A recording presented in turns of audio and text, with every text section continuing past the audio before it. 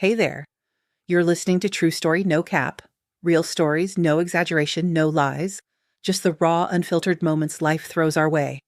Relax, lean back, and let's get started.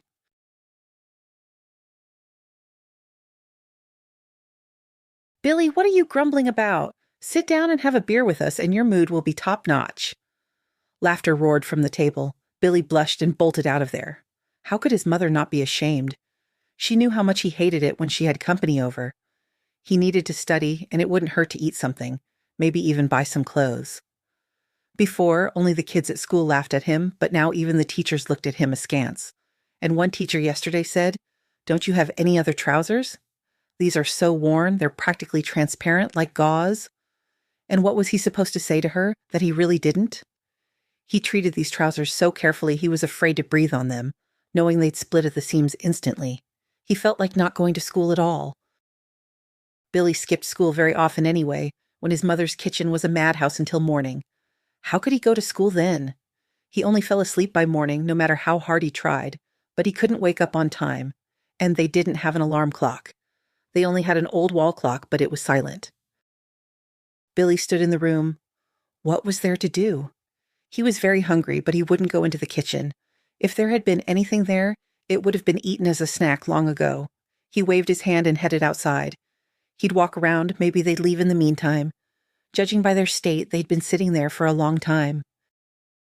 He wandered around the city for a long time, but didn't meet anyone worthwhile, so his stomach wasn't just rumbling anymore, it was screaming.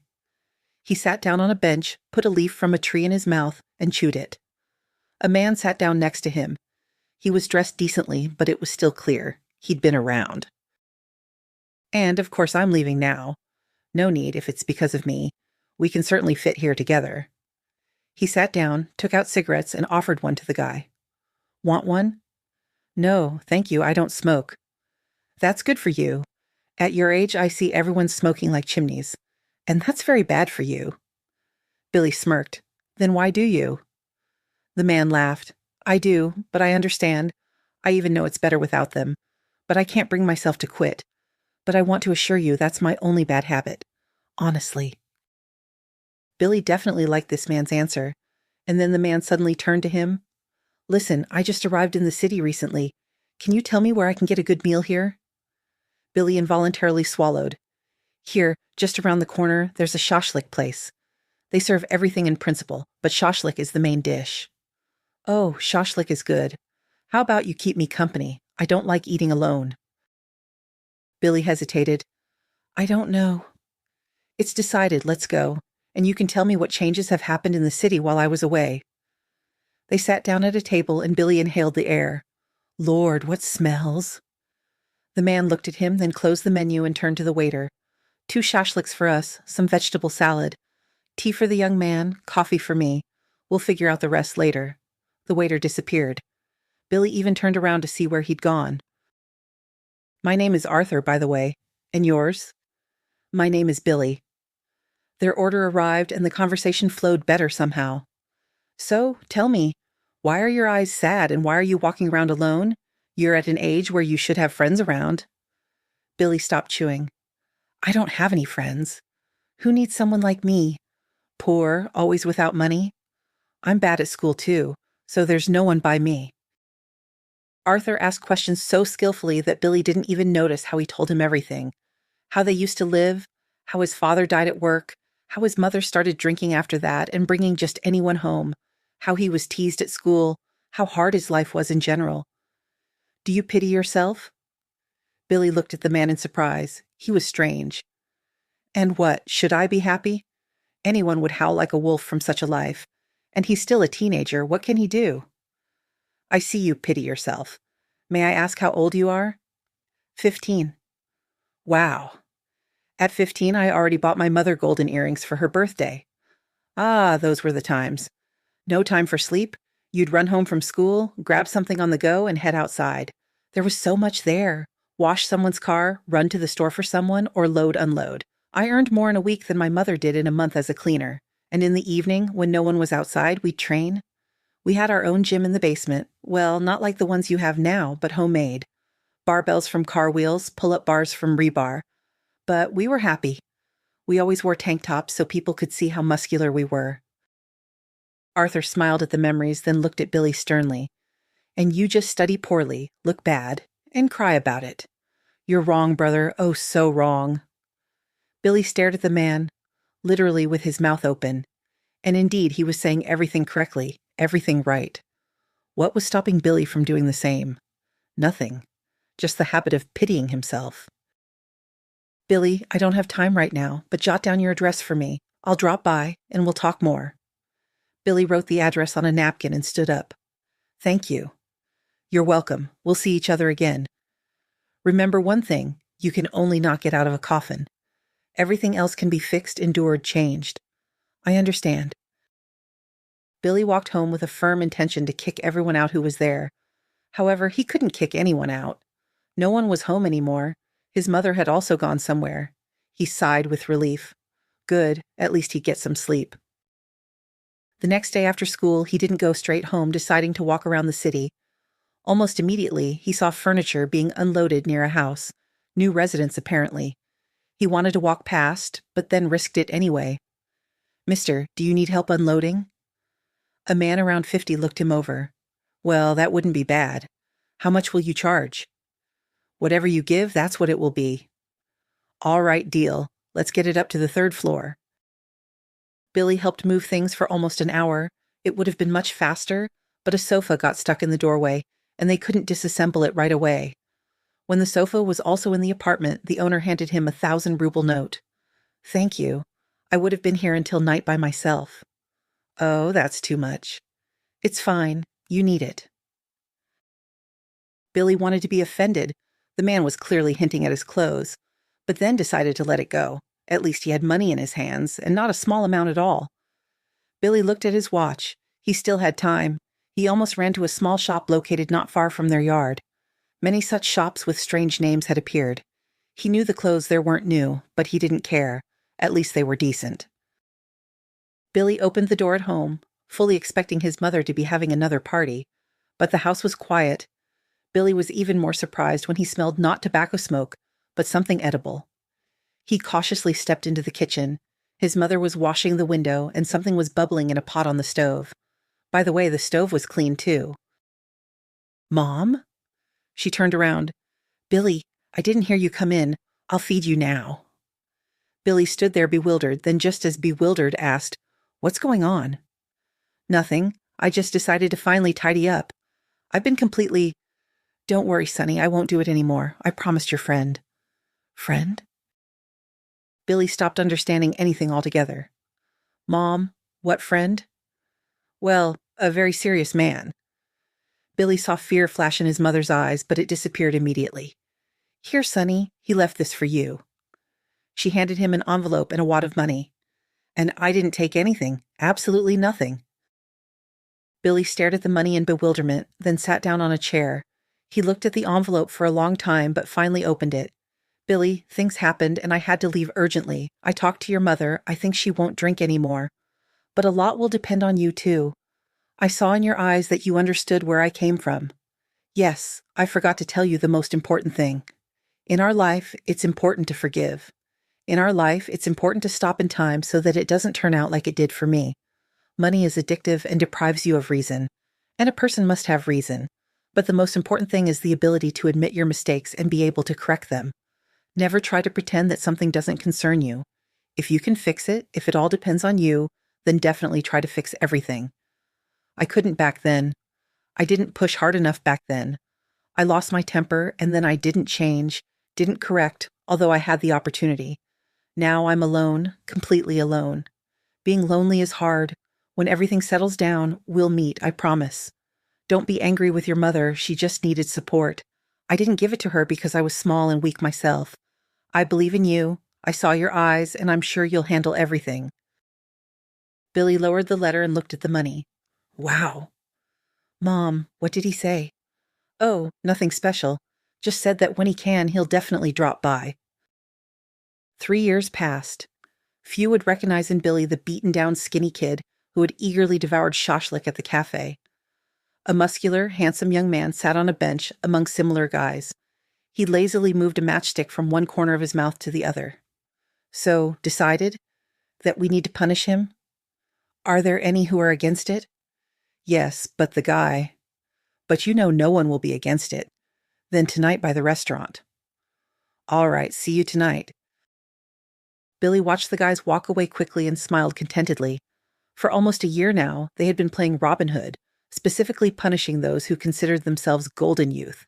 And not just for no reason, meaning always for a cause. Yesterday, an incident happened at the restaurant where they liked to gather. The restaurant owner was a good acquaintance of theirs. He told them that some arrogant boys had started frequenting his establishment. Well, how arrogant. They themselves were nothing special, but for their parents' money, they somehow tried to buy power and respect. Although no, rather fear and submission. And very often they succeeded. The restaurant owner himself couldn't put them in their place.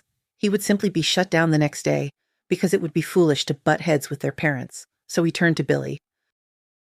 Yesterday evening, these thugs decided to pick on a young waitress. Billy had seen this girl a couple of times. Pretty, small, with huge sad eyes. She only worked evening shifts, meaning she studied during the day. Or maybe she had other things going on. As luck would have it, yesterday they were training according to their schedule. 3 times a week they went to a vacant lot and had sparring sessions there. There were no people there, and if anyone did wander in, they hurried to leave as quickly as possible, because the fights there were serious. So yesterday, while they were there, 2 of the golden youth decided to make the girl a punching bag. It started when one of them spilled a glass of juice on the floor. "Hey, come here," Sarah immediately approached. "Need to wipe this up quickly." "I'll call the cleaner now." "What did I say? Wipe it up quickly." Sarah could barely hold back tears. "That's not part of my duties." She turned to leave, but one of the guys blocked her way. "Stop. We're not finished talking. I'm a customer. The customer is always right. Isn't that so?" Tears were already streaming down Sarah's cheeks. "Yes. So you have to do what I say, right? Come on, wipe it up." "I don't have anything to wipe with." Mary, another waitress, approached them. She had been working here for a couple of months and knew perfectly well that it wasn't worth arguing with this crowd. She was the one who had brought Sarah here. "What happened?" Mary looked at the guys uncomprehendingly. You, if your friend doesn't do what we tell her, then tomorrow neither of you will be working here." But Sarah pushed Mary aside, took off her snow-white apron, and wiped the juice with it. "There, it's done." She walked away, accompanied by the guys' laughter, and immediately in the back room she felt sick. Sarah had a real hysterical fit. She even sank to the floor. Mary helped her up. "Listen, you go home. I'll finish up here myself." "How? What if the owner finds out?" "He won't find out. We won't tell him anything." But it didn't work out. Those 2 guys from the group got so drunk that, not understanding anything anymore, they demanded Sarah, waved money in front of Mary, and asked how much Sarah would charge for a night with the 2 of them. Mary tried her best to contain the conflict, but in the end the guys just started wrecking the restaurant. Mary had to call the owner. Mr. Davies arrived quickly, followed immediately by the police. The group was taken away but released right around the corner. Mary saw this clearly. She was just lowering the blinds on the windows. Mr. Davies waited inside. "All right, tell me what happened here." One waitress started, then others chimed in. Mr. Davies listened to everything and said, "You understand that the girl will have to quit?" Mary stared at him in surprise. "But why? She didn't do anything wrong." "I understand, but they won't let her live in peace anyway." "But she absolutely cannot quit. If Sarah doesn't earn money, you know her mother is ill." "I know. But what do you suggest I do?" One of the waiters looked at everyone, then said, "We just need to tell Billy. These guys have gotten completely out of control." "But no, are you crazy? And what does that have to do with you? Who would guess it was you?" Mary also turned to the restaurant owner. "Mr. Davies, but you're fair." "But what is this? What are you suggesting? Losing my business? You understand perfectly well it's easiest for me to fire the girl. No problem. No need to solve it." The staff dispersed gloomily. Mary was quietly crying as she cleaned the hall. Mr. Davies approached her. "Don't cry. I have an idea. But I'm not sure it's the right one. And on the one hand, I myself want people to come to our restaurant to relax, not get into such messes. On the other hand, I could ruin everything in one fell swoop and only harm your girl more." "I understand you, Mr. Davies." Mary truly understood him. Although Mr. Davies was a businessman, he was actually a compassionate person. So Mr. Davies turned to Billy. Word travels fast, and many knew what they were doing. Only no one knew anything for sure. Many knew there were such Robin Hood bandits, were a little afraid but couldn't connect the athlete guys with bandits at all. Billy and his comrades or accomplices, they could be called anything, settled at a corner table. There was no alcohol on the table. The whole team adhered to a healthy lifestyle. Sarah served their table. Billy twirled colored wire in his hands. Lately, he had become so engrossed in weaving with it that he always carried a few pieces with him. They talked quietly, discussing the latest boxing match that had recently taken place in their city. Billy lazily watched Sarah. She was so pretty, so naive, pure and beautiful. You could see in her eyes that life hadn't particularly made her happy. Sarah bustled quickly between tables, smiled at visitors, and they involuntarily smiled back. Suddenly, Sarah involuntarily turned around. Yesterday's group stumbled into the restaurant. One of them immediately headed towards her. He was a plump young man, very pale and flabby. His eyes attracted particular attention, whitish, watery. "Hey, come here." Sarah backed away. Gary laughed. "Don't be afraid, I won't touch you for free. Only for money. You're coming with me tonight." Billy immediately appeared between them. "Hey, what brings you here?" Gary looked at him in surprise. "I'm not—" He wanted to go around Billy, but Billy didn't let him. "What do you mean, not? Don't you remember? You borrowed a very large sum of money from me." "Listen, buzz off, I didn't." Gary's eyes darted around the hall, but Sarah was already gone. "I don't understand why you're saying you didn't take the money. You did. Just buzz off." Gary turned and walked towards his group. Billy also returned to his seat. "Well, what's going on?" "I think an hour, no more. He's quite drunk, too." Not even an hour passed before the same guy separated from the group and walked, swaying, through the hall. Two more followed him. They were clearly looking for Sarah. One of the guys saw Mary. "Oh, you sheep. Where's your friend?" Mary turned away, for which she immediately received a kick. "Well, now it's time." Billy lost sight of the guy with the watery eyes. He covered the distance to the back room in 2 jumps, and just in time. Gary, covering Sarah's mouth with his hand, was trying to press her against him. Billy knocked him out with 1 punch. Everything else happened very quickly. The group was escorted out, literally escorted into the street. Of course, Billy and his guys had the advantage. Very soon, the Golden Youth group was pinned against the wall of the building. "All right, are we paying the debt?" "It wasn't me. You're mistaken. And anyway, pray, my dad will grind you into dust." "I don't doubt it at all." Half an hour later, everyone agreed that the guy's name was Gary. Everyone chipped in everything they had with them to pay off the mythical debt. The sum was serious, but Billy sighed. "Not enough." "Okay, you'll pay the rest next time. You understand that you absolutely shouldn't show your face to me again? Otherwise, I'll start the meter, and I won't be so kind anymore." "I understand." Gary was the son of a well-known man in the city. What's more, his own sister had married the police chief's son last year. He wanted only one thing, to get to his dad, and then this handsome guy would be finished. He understood perfectly well that the money had nothing to do with it, that this guy needed something else. And when Billy said that approaching Sarah meant death for them, Gary understood everything. "You should have warned me that she's your woman." "Who? Is she? And who are you? Whose debt is growing every day?" All right, all right. Well, now for the finale. Take off your pants." The group stared at Billy in fright. He smiled gently. "Don't be scared. A photo for memory, so you keep your mouth shut. Otherwise, our little newspapers are so eager for such photos." 6 months later, Billy had to leave the city. Law enforcement agencies had become very interested in their activities. His mother cried, "Billy, why do you need all this? You should get a job." "Mom, stop it. Everything's fine. I left you money. I'll be back in a few months, and everything will be the same as before." His mother sat on the sofa and wiped her tears. The traces of her drinking had long disappeared from her face. Now the woman was unrecognizable, well-groomed, with makeup. She was 40 but looked only 35. "Mom, have you thought about getting married again?" His mother laughed through her tears. "What are you talking about? What kind of bride would I make?" "Mom, you're wrong. Look how beautiful you are. Stop it. Let me help you get ready." Billy and 2 others from his group left. They decided to go to the capital. There were more opportunities there. Shaking down the rich, none of them thought that one day they might get caught or even go to prison. Only romance was in their heads. And romance cannot exist without money. Things were going well for the guys in the capital. True, one of them got married almost immediately and left the business. But Billy wasn't offended. It was right. Everyone should live as they want. Very quickly, they formed a new team, and life went on as usual. Another 6 months passed, and Billy learned that the uncle of that same guy, because of whom the problem started, had been removed from his post as police chief, and this meant that he could finally visit his mother. Billy drove slowly through the city streets. Nothing seemed to have changed, but everything felt so unfamiliar. It seemed he hadn't been gone long at all, but it felt so good to be back. He stopped by the house and looked at the windows.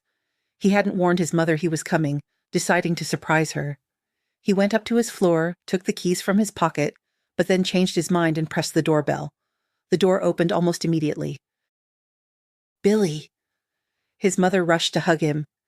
He looked at her, unable to understand what was wrong.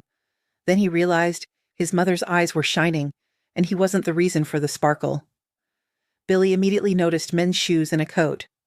"Mom, I see you have changes in your personal life." His mother blushed. "Billy, you were gone and I was all alone." "Mom, stop it. Why are you justifying yourself? I'm just happy for you. Will you introduce me?" His mother didn't have time to answer. Behind Billy, a voice so familiar now was heard. Billy turned sharply. Arthur stood before him. He spread his arms. "Well, something like that. I came to visit you, and it seems I'm staying forever." He looked at his mother, and Billy saw how the man's gaze changed. Damn, unexpected. But what can I say? I'm glad it's you. They finally hugged. The day flew by unnoticed. His mother set the table. Billy noticed that the room had been renovated, and the bathroom was currently being renovated. Arthur said, "You should have warned me. I would have hurried with the renovation. It feels a bit awkward now." "And did you do it all yourself?" "Myself, of course. I'm a builder by training. Life just twisted me up later, throwing me in not always the right direction. Now I have some money, and I'm tired of running around. I want to open my own renovation company. We'll work with your mother and live happily ever after." "I didn't think you studied." "How could I not? What kind of self-education did I get?" Billy looked at him uncomprehendingly. "Well, I'm busy." Arthur shook his head. "You're busy now, while you're young, while everything is fine with you. But when you want to settle down, get married, you can't live like that anymore." "Why? I have enough money." "What about a wife and children? You understand that you will be very vulnerable." Billy hadn't thought about this before. What did this mean? That the way he lived wasn't forever? And a man like Arthur was telling him this. To be honest, Billy was a little confused. At first, this man had told him completely different things. Arthur seemed to understand what Billy was thinking. "You know what I got a serious sentence for?" "What?" "When you live the way you do, and I lived pretty much the same way, you feel unpunished. Your head is in a fog. It seems like the whole world is at your feet, that you can do anything and nothing will happen to you for it. Once, in some skirmish, I just miscalculated. A person, even if not a very good one, is gone, and I threw away almost a decade of my life. Don't repeat my mistakes. As soon as you feel capable of something more, quit." Billy was in a slight trance. How could this be? He had thought he was living correctly, even better and more correctly than many. And now it turned out that this wasn't it either. Studying. By the way, he often thought about studying, but he considered it somehow not cool. "Mom, I'm going to go sit in a bar." "Sonny, moms know everything. Don't drink too much, don't get into fights, don't meet bad girls." His mother laughed. "Well, you know everything yourself." Billy's feet led him to that very restaurant. He sat down at a table, secretly hoping Sarah would come to him, but Mary came. She took his order but returned 5 minutes later. "Is that really you?" He smiled. "Exactly. And where's your friend, Sarah?" Mary sighed. "She doesn't work here anymore. And Mary waved her hand. "I don't understand. Did something happen?" Then, after everything that happened, that nasty guy started coming here often. He just wouldn't leave Sarah alone, showered her with gifts and flowers. I don't know what happened to her. We all think that the big money went to her head. Anyway, she quit. They had a wedding not too long ago. But love is blind. What love? Now she's hanging out in one bar with so-called friends, then another. Her photos are in the local newspapers every morning. The girl has completely gone off the rails. I don't understand anything. Are you sure you're talking about Sarah? Exactly. We're all in shock too. We still think that guy just forced her. Now she's just losing it. She was such a good girl. And where? What bars does she hang out in? Her favorite is here around the corner. It's called Bar Name, but she can change bars again in the evening. All right, keep the money. I'll go for a walk. You eat the order yourselves. It's fine. Billy went outside. What the hell? Sarah in clubs? Sarah got married? Of course he didn't know what was going on inside her, but eyes don't lie. He went into the bar. It hadn't been here a year ago. Inside, everything was modern, almost like in the Capitol. Lots of people, mostly young. The fun was in full swing. There was some commotion near the stage. Billy looked closer. Some girl was trying to get to the pole. Finally, she succeeded.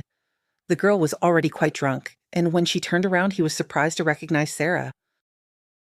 Billy was on the stage in 2 jumps, scooped her up, and simply carried her out of the bar. He pushed Sarah into a taxi standing nearby. Who are you? She stared at him with blurry eyes, then hiccuped. It can't be. Robin Hood himself. What brings you to our province? She spoke in such a mocking tone that Billy wanted to hit her. He didn't answer anything and turned to the driver. We need some strong coffee. Sarah immediately shrieked. No coffee, only whiskey. The taxi driver stopped at a night cafe that was open. Billy sat Sarah down at a table and ordered 2 coffees. Sarah drank in small sips and looked everywhere but at him. He spoke first. And what's happening to you? What? Sarah finally raised her eyes to him, and then Billy saw how much pain and longing were in them. And also, he noticed a very skillfully concealed bruise under her eye. Okay, and what's that? What? A bruise? What do you care? You live your life and just live it. Why are you interfering? Why did you even come here? There weren't many people, but everyone turned around because Sarah was almost shouting. Sarah, let's go for a walk. Billy took her arm and led her towards the park. Sarah didn't resist. She leaned against him and Billy felt her heart beating. He didn't understand what was happening at all and really wanted to figure it out. Of course, he was nobody to her, but maybe she needed help. They reached the river and Sarah sat down right on the grass. The spot was very quiet, surrounded by acacia trees on all sides. She shivered from the cold. Billy took off his light jacket and draped it over her shoulders. Then he sat down next to her.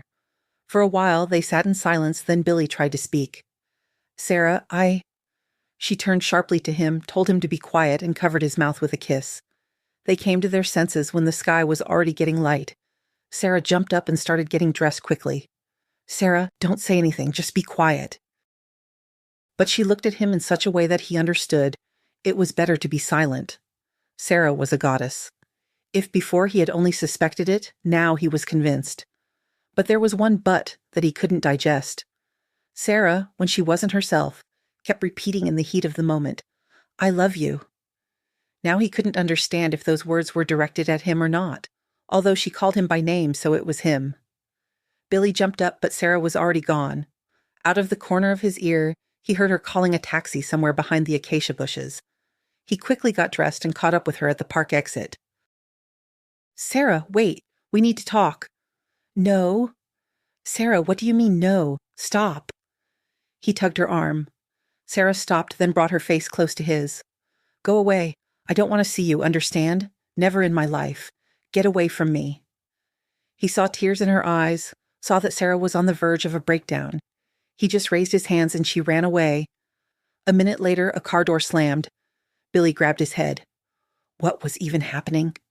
She shouldn't have left. He knew for sure that Sarah couldn't love that jerk Gary. Was it all because of money? No, he wouldn't leave it like this. He would definitely find a way to talk to her. Billy headed home, cautiously went into his room, and collapsed onto the bed to sleep. For the next 3 days, he methodically searched the bars. Sarah didn't appear, then he found out the address where she lived with her husband and went there. Of course, he wouldn't go in, but he would definitely wait for her. He sat on a bench just so he could see the entrance. He twirled a wire in his hands.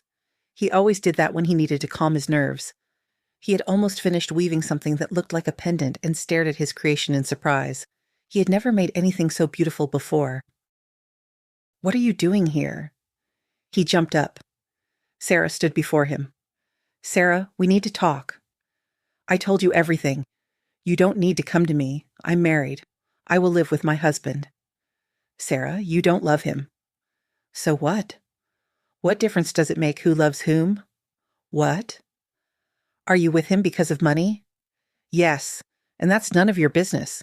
Consider that there was never anything between us, and don't come to me." "But I don't want to, and you don't want to, I know. You're unhappy, Sarah. Leave everything. Let's go away. No one will ever find us. You'll be happy and you'll make me happy." "No." "Why?" "It's necessary. Go away." She glanced at his hand and took the woven pendant. "It's beautiful. Can I keep it as a memento?" He nodded and saw her eyes. There was so much pain in them. "Forgive me, Billy. Forgive me." She quickly pressed her lips to his. "Go. It's better if you leave today. And just leave. I don't want to see you anymore." She walked quickly towards the house and Billy stood and watched her go. So, it was money after all. How wrong he had been about her. He came home and started packing his things into a bag. His mother came into his room. "Billy, are you leaving already?" He turned around and tried to smile as naturally as possible. "Yes, Mom, it's time. Lots of things to do and I want to find out about studying. Your husband Arthur is right. You can't just chase butterflies your whole life." His mother sat down on the edge of the bed. "When should I expect you now?" "Mom, honestly, I don't know. Not soon for sure. But you can always come to me. I have my own apartment, even if it's small. We'll be cramped but happy." When Billy returned to the capital, his friend Tom looked at him in surprise. "What's up?" "What?" "You're acting strange. Is everything okay at home?" "Yes, everything's fine at home. Listen, Tom, got anything to drink?" Tom raised his eyebrows. "You don't drink." "I don't, but I really want to right now." Tom silently placed a bottle of brandy, 2 low glasses, a lemon, and chocolate in front of him. Just as silently, he poured, and they drank. "All right, Billy, now tell me." "Nothing to tell." He started reluctantly, but by the end of the bottle, he had told everything. Tom looked at him thoughtfully. "Something's not right here." "I thought so too, like she's afraid of him, he beats her, and all that. But I offered. I offered to protect her, to leave. You should have heard how indignantly she lectured me, as if it wasn't her who was with me until morning, hot like lava. Okay, don't freak out. Some time will pass, and you'll look at all this from a distance." Billy sighed. "You're right, and I understand that. It takes time. By the way, I have an idea." Tom leaned forward. "Now, this is interesting. Tom, do you have any money?" "What kind of question is that? How much do you need?" "I don't need any." "How do you feel about opening something like an agency? Security services, but not for warehouses, for example, but guarding a specific person, helping resolve disputed situations, something legal like starting a business." "Uh-huh. I think playing cops and robbers is embarrassing for us now. And you know what? I like it. I didn't tell you, but I recently met a girl. She's so... Anyway, I feel more and more like I want to marry her and have children with her." "Tom, congratulations." "Yes, thank you, of course. But you see, she works as a music teacher at an orphanage, and I can't even imagine how she would react to my hobby. She's so ethereal, gentle, soulful. Sometimes I look at her and realize I'm afraid to be apart from her, even for an hour. I feel like something will definitely happen to her." "Tom, you're a romantic. I didn't expect that from you. You know how I always felt about love." This was true. Out of their whole group, Tom was the only one who hated marriage and family. Maybe because in his life he had 9 dads, and each tried to contribute to his upbringing. Until Tom grew up, got strong on their vacant lot, and beat up the last stepfather, for which he almost went to prison. True, one conversation from their group was enough for the man to withdraw the statement. And now Tom was talking about his beloved, and his eyes were simply sparkling. 7 years passed since then. Billy sat in his office. Their agency's office was in a beautiful new building, almost in the center of the capital. Not everything came easily to them. They had to resort to extreme measures a few times, but they succeeded. Now Billy was a very eligible bachelor. If he appeared at a reception or party, all the unmarried women in the city knew about it and were already there. Tom, his friend and deputy, was already the father of 2 charming twins. 2 girls, like 2 drops of water, looked alike and very much like their mother, Susan. Billy was their godfather, and truth be told, he loved them as his own. The girls, even though they were only 4 years old, felt this perfectly and took full advantage. Not long ago, there was an incident they still laughed about, and the girl's mother smiled and only said, "Like children, honestly. I'll see what you do when you spoil them completely." "Then I'll bring them to you, Billy." "All right, I agree. Otherwise, it's quiet and annoyingly perfectly tidy in my castle." This was about 3 months ago. The 2 girls had done something naughty at home. Generally, they weren't overly active or curious girls. This time, their mother's patience ran out. Apparently, they had cut their mother's dresses because they heard their father tell their mother that all her dresses hid her beautiful legs. Of course, Tom found it funny, but the girl's mother was seriously angry. "That's it. Stay in your room, no cartoons, and most importantly, no ice cream." This was a low blow because the twins would give anything for ice cream. They tried to appeal to their father for justice, but Tom was immediately banished to work by their angry mother. There was nothing to do but cry. But then an ideal idea came to one of the girls. They decided to sneak their mother's phone and call their godfather. Any child knew how to use a phone, and finding their godfather by photo was not difficult at all. One girl watched their mother, and the other crawled to steal the phone. They immediately locked themselves in their room and called Billy. He was in a meeting, which, by the way, Tom was also attending. When Billy saw who was calling, he looked at Tom in surprise, but answered. A real squeal started in the receiver. The girls explained in turns that their mother had been unfair. She had promised ice cream and now wouldn't give it to them. In short, the meeting was quickly ended. Billy told Tom to follow him. They stopped at the nearest store where Billy bought a whole large bag of ice cream, and on the way to Tom's house, he told him everything. The girls shrieked and hugged their uncle. Tom hid behind him, choking with laughter, and the girl's mother looked at all this chaos in bewilderment. True, she warned that one more such trick, and she would deprive his goddaughters of ice cream for a year. He looked out the window. The city where they had started from the bottom stretched out before him. There were many like them here, and each fought for their place in the sun. Now he was a respected man. His eagles guarded all sorts of people and objects. His selection process was tough. Everyone passed physical standards, everyone worked with a psychologist. By the way, the psychologist was a young lady, but very, very accomplished. She practiced not only for him, but also for other firms. Billy knew she dreamed of her own office, if not a clinic, then at least a practice. He knew she was saving money for it. From time to time, they met alone. They had a good time. Not only was the psychologist an excellent specialist, she also looked great and had a fiery temperament. Neither of them thought about tying their lives together. Both were married to their careers. "Mr. Billy, may I come in?" Emily, his secretary, peeked into the office. He had literally saved this girl from death. She had once tried to jump off a bridge after her boyfriend left her. It was such a complicated story. Emily was unlucky enough to run into a gigolo. She lived alone in an apartment she had inherited from her parents who died young. So he pulled a love scam, leaving Emily without her apartment and without means of subsistence. Billy was just returning from some party. It was late at night when he saw her. He caught her literally by the hair and collar and dragged her back. A couple of times she hit him with her fists, screaming for him to let her go. They found the bad boy, got Emily's apartment back, and then hired her. And Emily didn't disappoint. It seemed she remembered and knew absolutely everything. Billy couldn't understand how all this information didn't get mixed up in her head. "Of course, come in." Emily had noticeably blossomed in the 6 months she had been working for them. She was only 20, and she looked like she was 18. "Everything you ordered has been delivered. The guard put everything in the car. He has the keys." "Thank you." He saw that the girl was hesitating, apparently wanting to say something else and seemed not to know how. "Something else?" She tossed her hair. "Yes. You've done so much for me. I don't know what would have happened to me if it weren't for you and Tom." "This is getting interesting.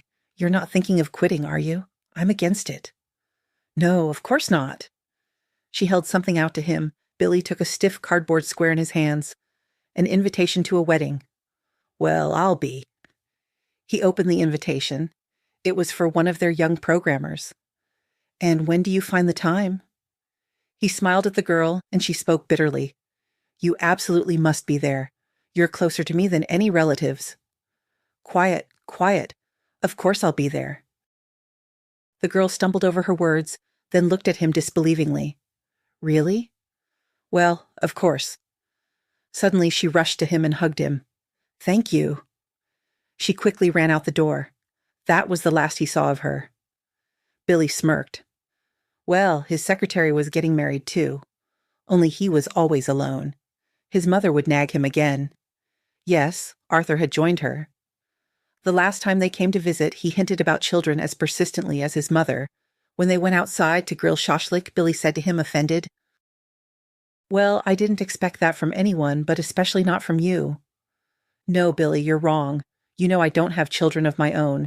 You're like a son to me. You understand that I can only play with your children. And anyway, it's time for you to get married. Billy grabbed his head. Arthur laughed. He hadn't been home for almost 7 years. Only they came to visit him, but Billy just couldn't bring himself to go. And just yesterday, he woke up in the middle of the night and realized he wanted to wander the streets of his hometown, walk along the embankment, and visit Mr. Davies at the restaurant. The decision came immediately. He would go visit his mother for a week. How long could he keep remembering that one night? How long could he keep remembering how wrong he had been about that person?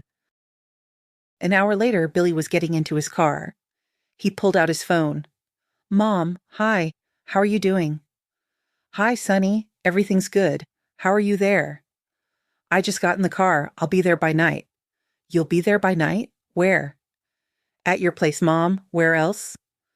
Silence fell on the other end of the line. Then his mother shouted, Arthur, Billy's coming. Get ready. To the store. Billy, you can't imagine how happy I am. How happy we are. Just be careful, okay? Okay, Mom, I'll be very careful. And you don't need to go to the store. I'm bringing everything, a whole trunk full. Billy, what are you saying? We're waiting for you so much. He tried to push away the memories the whole way, but they kept crowding into his head. Billy even got angry. So many years had passed, he thought he had gotten over everything, but no. He kept remembering Sarah again and again.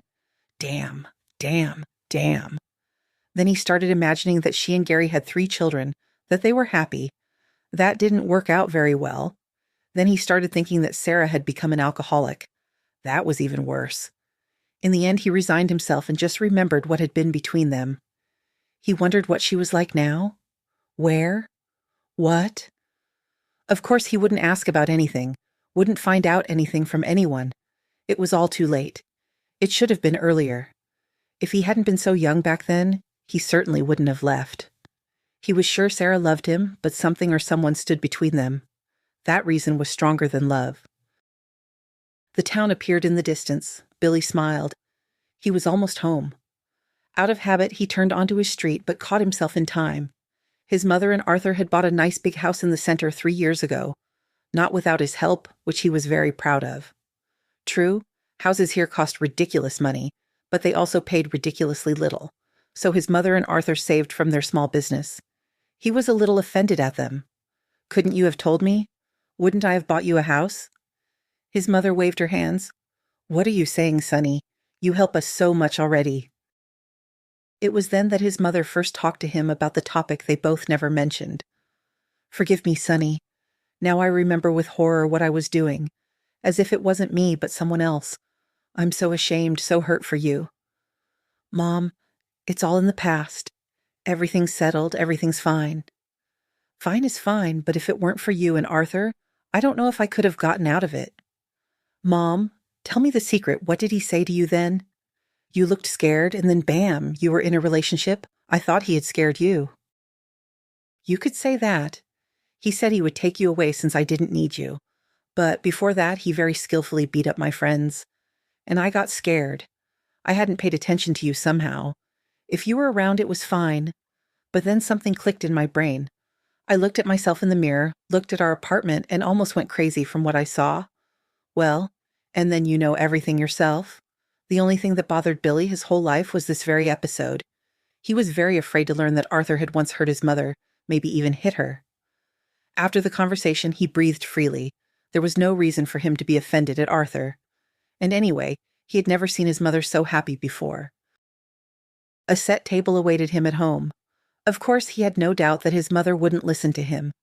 So much food was prepared that it could easily feed a whole company of soldiers. Mom, why so much? Eat, eat. You've gotten so thin there in your capital. You need to get married so your wife can look after your diet. Arthur smirked. Billy did too. He looked like a young boar, to be honest. Plus the gym and his figure was very impressive. But his mother knew best. If he was thin, he was thin, as long as she didn't get stuck on her favorite topic again.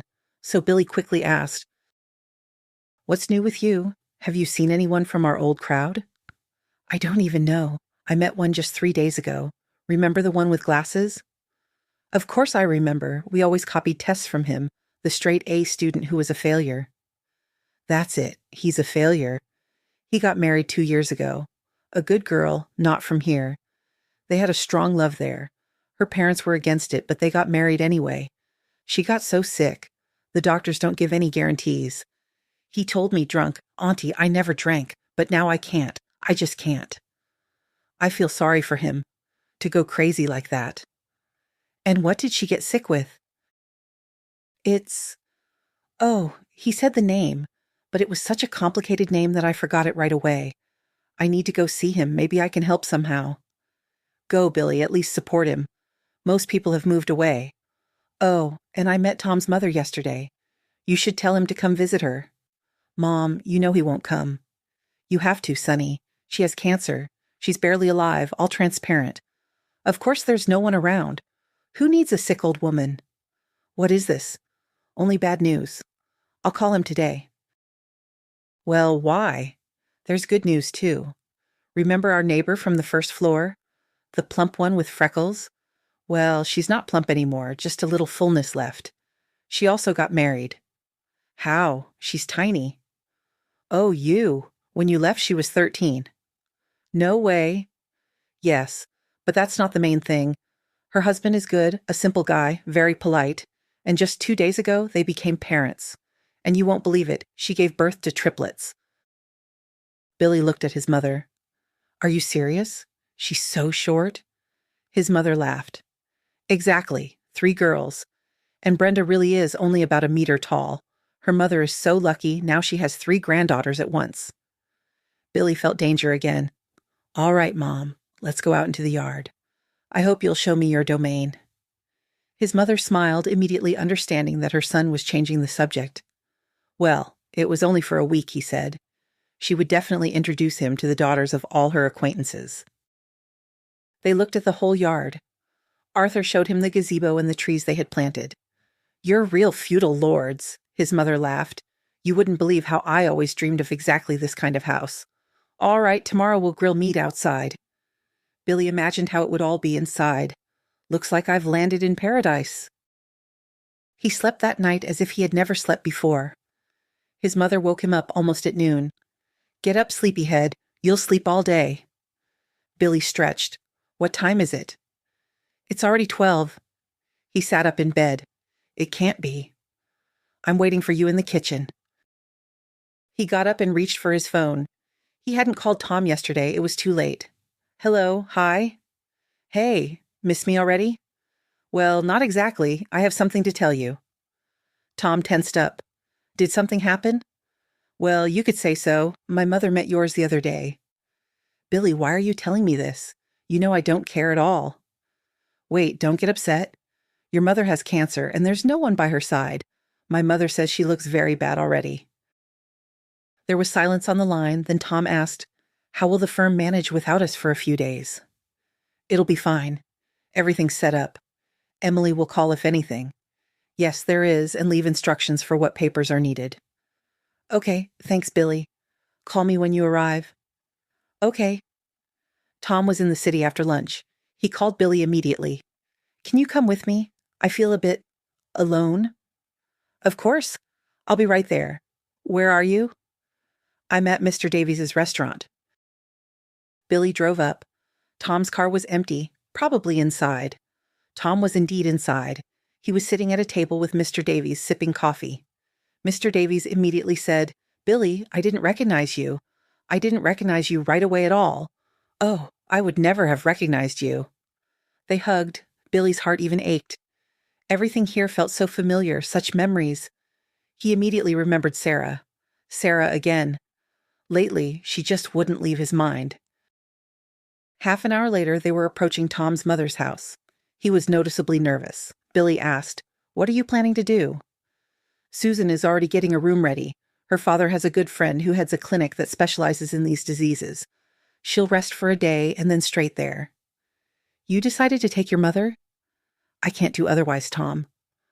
I'm proud to have a friend like you." "Stop it, let's go." He pressed the doorbell. No one opened for a long time. Then shuffling steps were heard. The door opened and Billy was taken aback. A hunched old woman stood before them, and Tom's mother was only a few years older than his own mother. She raised her head and looked at them for a long time. "Mom." And then she cried, "Sonny, Sonny, why didn't you call?" "Mom." He hugged his mother. She wrapped her two thin, childlike arms around him and couldn't stop crying. "Sonny, Sonny, forgive me. Get ready, Mom." "Where?" "Where else? To my place, to us.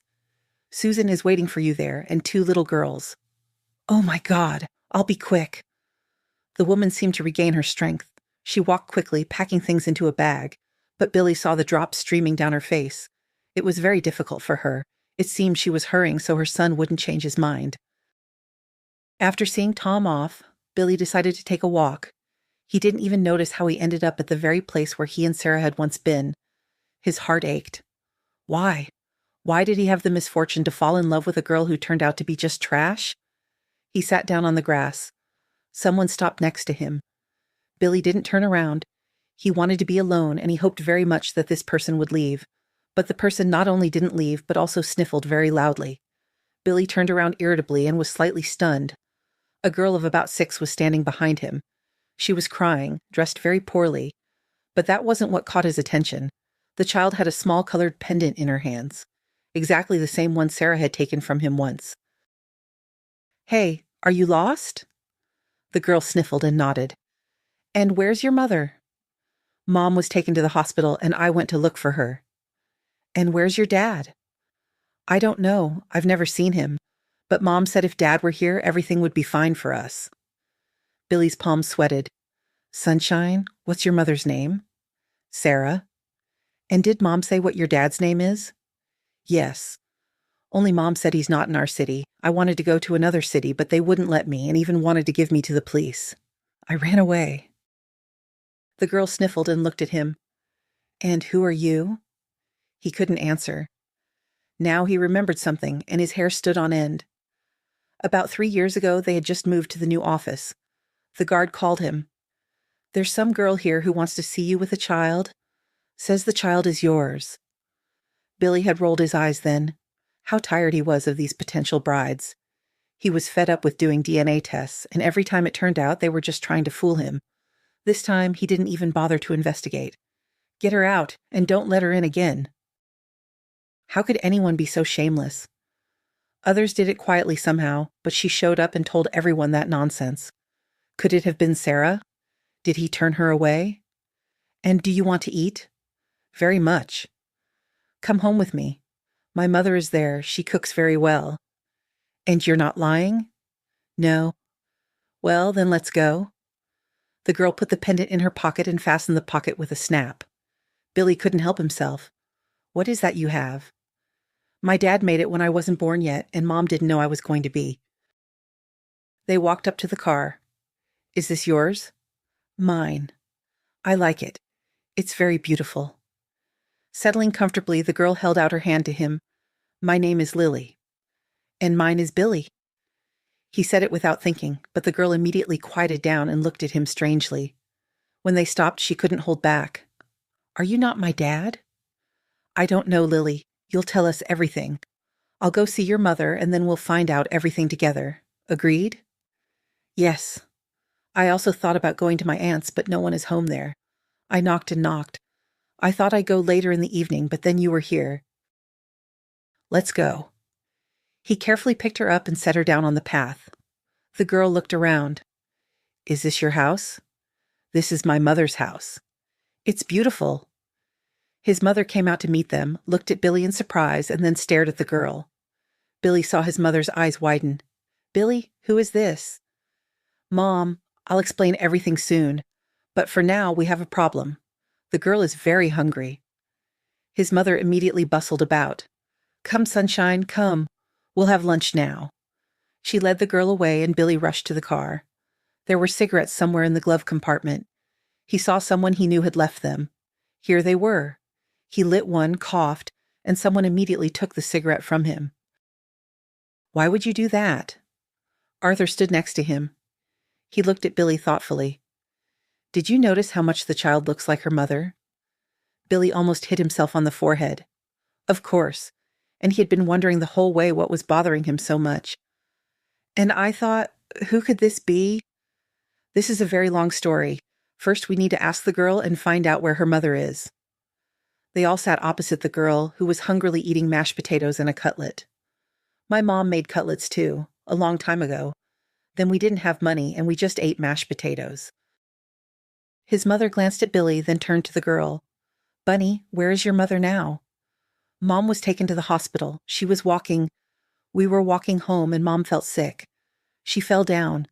The neighbors called an ambulance, and Mom, when they were taking her away, kept whispering, Find Dad, find Dad. And she didn't open her eyes. My aunt wanted to take me in, but she has a boyfriend. He fights, and I ran away. At first I cried, then I got hungry and went to my aunt's. She always feeds me because Mom is often sick and can't always cook. And she wasn't home. I went to the park. We often sit there with Mom. And that man was there in our spot. Billy was ready to kick himself. He stood up. Mom, come outside with me. His mother immediately got up and followed her son out.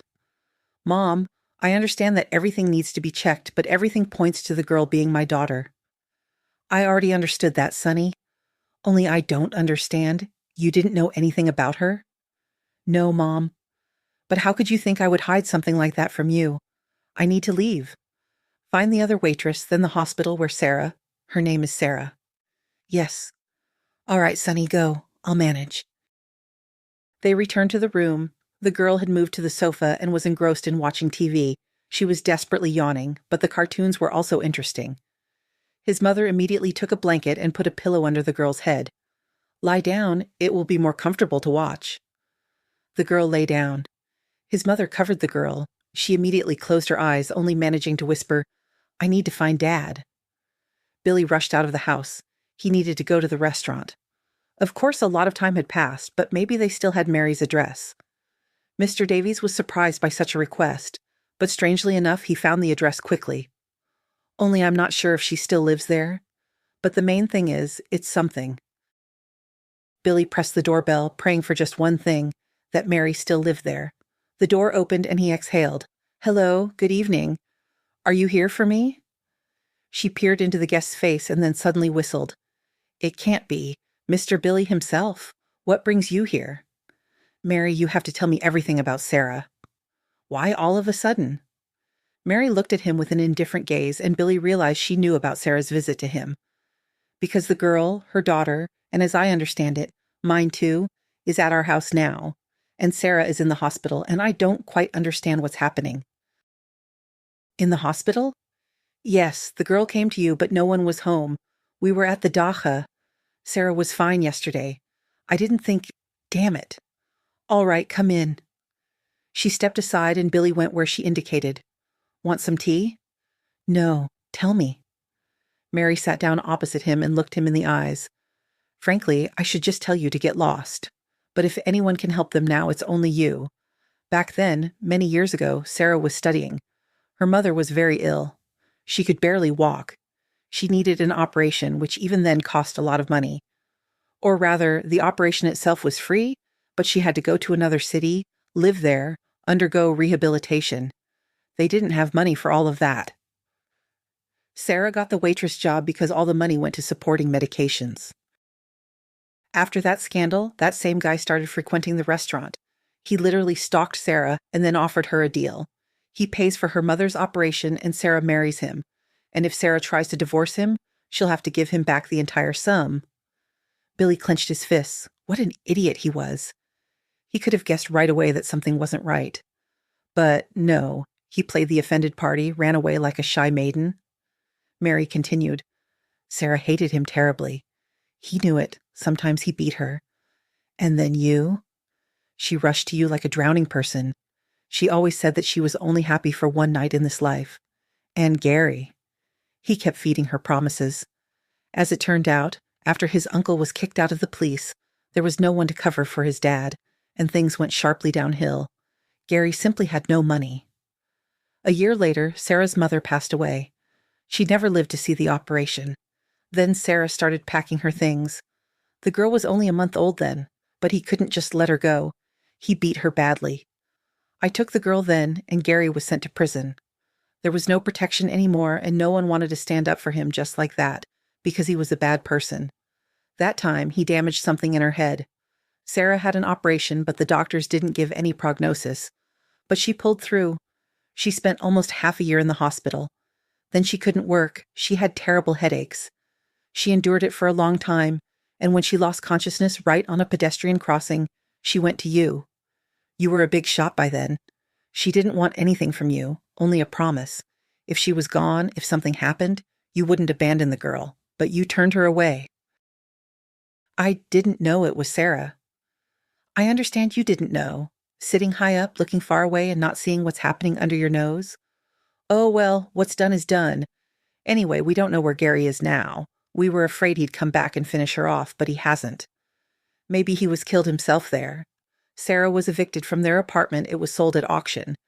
She returned to the apartment where she lived with her mother. Well, as you understand, life was very difficult for her. The payment was tiny. She couldn't work at all. Sometimes she went to clean for neighbors or through ads, but she couldn't do much. She got very tired. That's basically it. The girl... Yes, she told me about you. I was against it, but Sarah is stubborn. Billy sat in silence. And all of this could have been avoided if he hadn't acted that way. And which hospital could she have been taken to? You're kidding. As if you haven't lived here for 20 years. We only have 3. Children's, adult, and maternity hospital. Listen, I didn't even think of that. Thank you. For the story, and for Sarah, and for Lily, I won't forget this debt. He rushed out of the apartment and sped off. To the hospital now, and then figure out the rest. They didn't let him pass the reception. Young man, did you look at the time? What kind of visits? He looked at his watch. 8 p.m. Damn it. How did time pass so quickly? Well, can I at least call a doctor? I beg you. They called a doctor for him. Tell me, please, Sarah. She was brought to you from the street today. How is she? Maybe she needs something? And who are you to her? I'm an acquaintance, a former boyfriend. Anyway, it doesn't matter. I have to help her. We have a child together. Interesting. An acquaintance, a shared child. Young man, have you been drinking by any chance? No, I haven't. I haven't been in the city for 7 years, and I didn't know we had a child. The doctor looked at him carefully and took out a pack of cigarettes. Let's go outside. You can't see her anyway. She's in intensive care. In intensive care? Is it that serious? You bet. She really doesn't care about herself. She's been told for a long time she needs an operation. There's a growth after the blow that's pressing on something. But aren't we all waiting for a miracle? Why can't it be done now? We have... I beg you. I'm an ENT specialist, and I'm burdened with all the positions here. There's no one to work, no specialists. All right. When can she be transferred? I can't tell you that. She waited too long. It's unknown if she'll wake up this time or not. Billy looked at the doctor. No, anything but that. He had just found Sarah and Lily, and what, lose her immediately? I'll figure something out. I'll bring doctors. From where? From abroad? From the capital? The doctor smiled grimly. Exactly from there. Everyone will be here tomorrow. Are you joking? No, I'm not joking. So tell me right away what else is needed. The doctor took out a notebook and wrote something. Billy took it. The first line was, lamps. I don't understand. We only have 1 lamp left in the operating room. You can remove an appendix with that light, but definitely not dig around in someone's head. I understand. Everything will be done. Billy jumped into his car. He drove home, calling Tom along the way. "Hi, how are you doing?" "Hey, things are even pretty good. You know, Mom likes Susan and the granddaughter so much they didn't want to let her go to the hospital. But now she's there, and the doctor said things are bad, but not completely critical. There are chances, albeit small. Mom says her life is just beginning, so she'll fight. I believe her. How about you?" "Tom, help me. I need a team of surgeons to come here. You won't believe it, but I have a daughter, and her mother is now between life and death, and they can't do anything to help her here. It's a complex operation on the brain." Tom whistled. "Wow, what news?" "I'll try to figure something out. I'll contact Susan's father."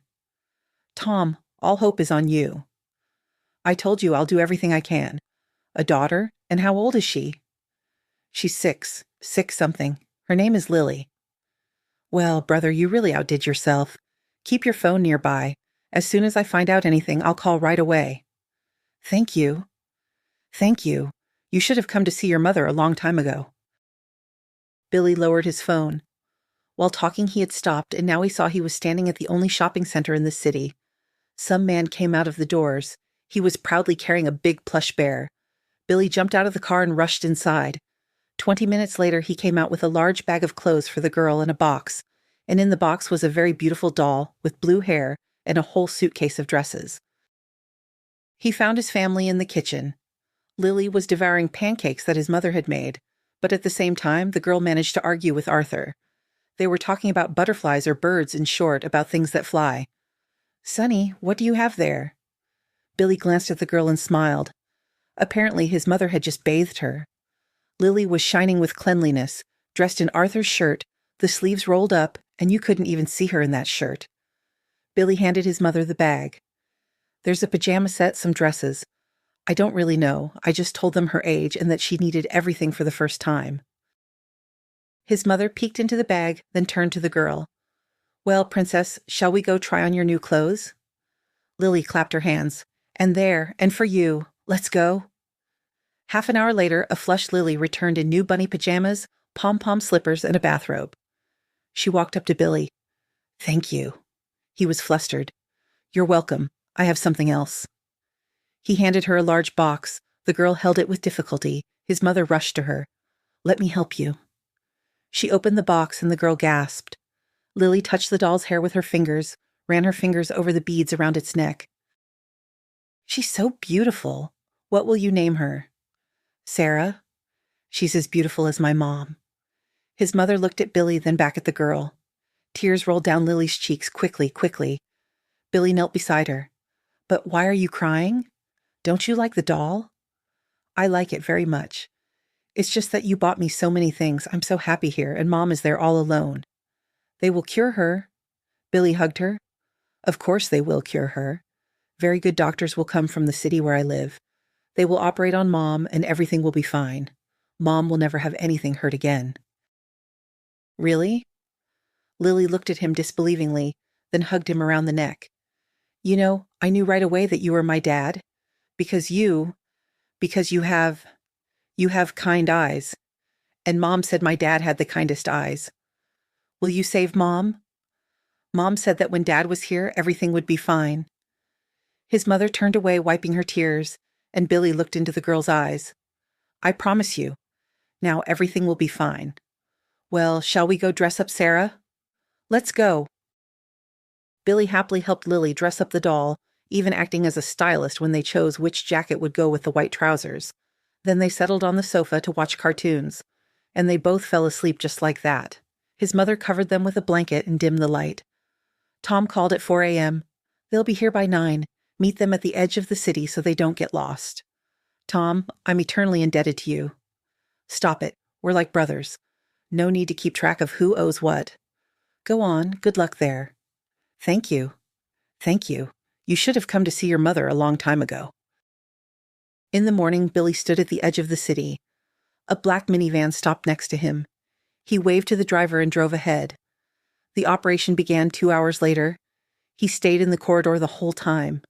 A nurse tried to kick him out, but he looked at her in such a way that she didn't bother him anymore. While sitting, he rethought many things. Then he started studying the pictures on the wall. He walked around, sat down again. There was some noise in the corridor. He turned his head. A woman was being wheeled on a stretcher, apparently brought by ambulance, and a man with glasses was running beside her. "David, I'm here. Everything will be fine, don't worry."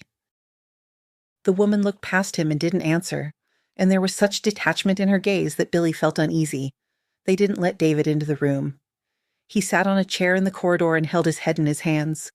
Billy had promised his mother he would visit, but he got so caught up. He walked over and sat down next to him. "Hey, David." David raised his head and looked at Billy.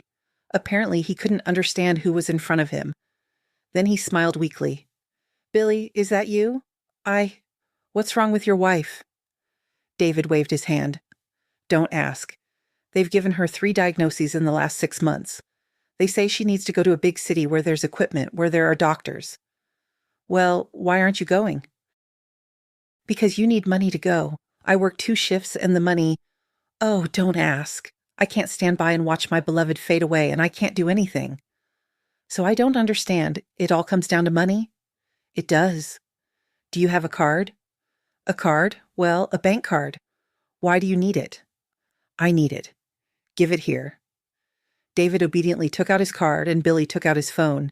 He transferred a large sum to David's card. "By—" And in his pocket, he bent his phone. David looked at the SMS, then at Billy. "What are you doing? We can't pay you back." "It's nothing. You can pay me back in the next life. Leave tomorrow. Here's the address. It's my house. I'll warn the housekeeper that you'll stay with us while she's being examined, although your wife will probably be admitted. Well, it's okay. You can stay alone." Billy stood up. David also jumped up. He was pale, stammering, and couldn't start speaking. "Billy, I'll work it off. I'll pay everything back. Thank you." "You're welcome." Billy looked at him thoughtfully. "You know, money is nothing compared to the life of a loved one." He walked away and sat down on the chair next to the operating room again. He closed his eyes. Maybe he even dozed off, because when the door opened, he jumped up sharply, not fully understanding where he was. The doctor who had come from the capital approached him. "Well, the girl was born lucky. Another day, and the operation wouldn't have helped. But as it is, everything is fine. As fine as it can be for someone with a hole in their head." The doctor laughed at his own joke.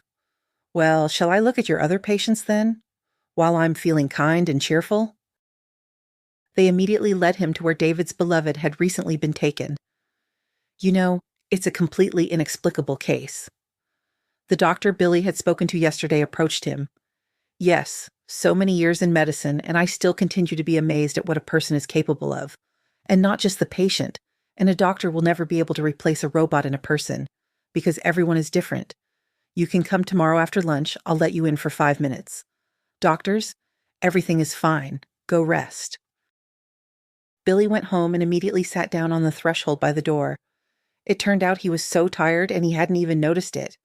He raised his head. His mother, Lily, and Arthur were looking at him.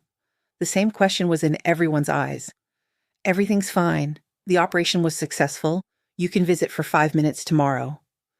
Lily shrieked and rushed to hug him.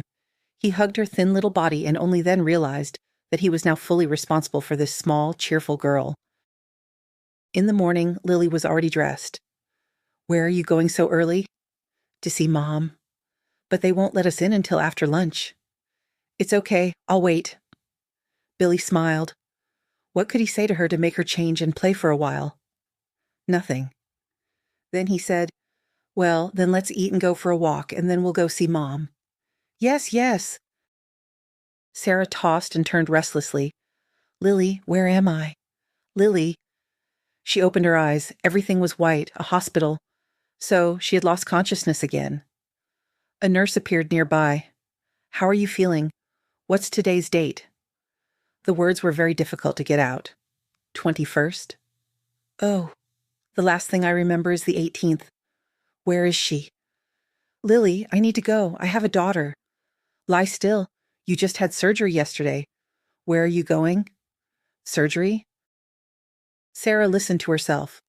Right, a bandage on her head. But her head didn't hurt, only under the bandage on top. So, they managed to do it here after all? But they sent her daughter somewhere. You're strange. Both your daughter and your husband are waiting in the corridor. Some people are lucky with husbands. and he brought doctors from the capital and saved another life just like that, you could say, passing by. The nurse pursed her lips and Sarah froze. Husband? What husband? Doctors from the capital? Billy? No, it couldn't be. The door to the room burst open and a cry filled it. Mommy! Sarah felt a tear crawl down her cheek. Daughter! Lily was dressed like she was on the cover of a fashion magazine. Sarah looked at her in surprise, and the girl turned around several times. Do you like it? Dad bought it all for me, Dad. Hi, Sarah. She turned her head slightly. Her hands felt numb. Billy, quiet. You can yell at me later. We only have 5 minutes. Lily is fine. We're staying at my mother's house, don't worry. She likes being with us. We'll come see you every day. And forgive me, you foolish idiot. He said all this in one breath. Sarah smiled weakly, and Lily immediately whispered in her ear, but very loudly, Mom, Dad said everything will be fine for us now. Yes, daughter. If Dad said so, it will be. Sarah was discharged a month later. She had noticeably improved, her paleness was gone, and she had gained a little weight. There was no need to talk about Lily. She was a completely different child.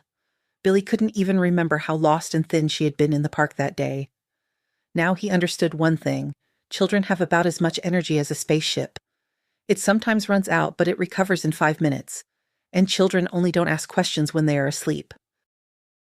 He handed Sarah flowers and opened the car door.